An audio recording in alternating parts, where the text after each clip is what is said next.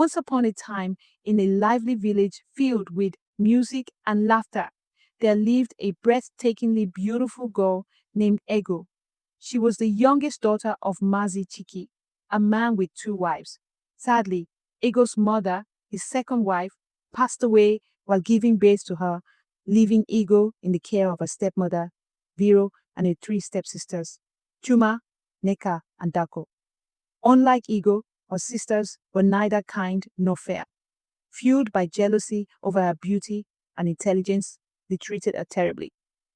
To make matters worse, they mockingly called her Injuri, which meant ugly in their dialect. But Ego had one source of happiness: her father. Every evening, when he returned from hunting, they would sit outside, basking in the cool evening breeze as he told her enchanting folk tales. They laughed, talked, and sang together, much to the annoyance of Vero and her daughters, who couldn't stand to see Ego happy. One fateful morning, Mazi Chiki left for a hunting trip, leaving Ego behind with her stepmother and sisters. Seizing the opportunity, Vero piled on the chores. She ordered Ego to wash all her sisters' clothes, cook dinner, and fetch water from the distant stream. As always, her stepsisters did nothing, and even when Ego finished her endless tasks, they would still deprive her of food. Despite their cruelty, Ego wished for nothing more than to be close to them, but they showed her no kindness in return. One afternoon, while fetching water from the stream, Ego crossed paths with Uchenna, the most handsome and eligible bachelor in the village. Every girl dreamed of marrying him. But when Uchenna saw Ego, he knew she was the one. Struck by her beauty, he rushed over to introduce himself and offered to carry her water. Though flattered, Ego politely declined, determined to carry her own burden. Excited, Uchenna ran home and told his father, Mazi Zaribe, that he had met the girl he wished to marry. His father was shocked. Uchenna had never spoken of marriage before. Determined, Uchenna and Mazi Zaribe decided to visit Ego's father in 3 market days to ask for a hand. Back at Ego's home, as she prepared dinner, Mazi Zaribe and Uchenna arrived. Mazi Chiki, who had just returned from his hunt, greeted them warmly. As Uchenna declared his intentions, Chuma, who had been eavesdropping, ran to inform her sisters.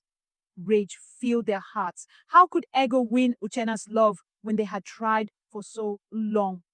That night, they devised a wicked plan to ensure Ego would never marry him. Under the cover of darkness, Chuma and Neka sneaked into the kitchen, boiling a large pot of water. They tiptoed into Ego's hut, believing she was asleep, and poured the scalding water onto the bed. A chorus of screams echoed through the night. Panicked, they fled, only to crash into Ego outside, holding a bundle of herbs. Shocked, they turned back toward the hut and watched in horror as their sister Dako and her secret boyfriend Ibuka came running out, covered in burns and wailing in pain. Chuma and Neka gasped in disbelief. "Oh no! We poured hot water on Dako!" Dako had asked Ego to fetch herbs for her, knowing it would take a while. In the meantime, she had snuck into Ego's hut with Ibuka for a secret rendezvous, never suspecting what was about to happen. Hearing the commotion, Mazi Chiki rushed outside. When he learned what had happened, he was beyond disappointed in his daughters. By morning, the entire village was buzzing with gossip about the sisters' foolish mistake. Uchenna, upon hearing the news, wasted no time. He immediately came to marry Ego, rescuing her from her wicked stepsisters once and for all. The lesson in this story: the evil that people do often comes back to them. Always treat others with kindness, for how you treat people will determine how life treats you. What goes around comes around, and that's the story of Ego. If you enjoyed it, don't forget to like, subscribe, and share. It helps grow our channel. See you in the next tale.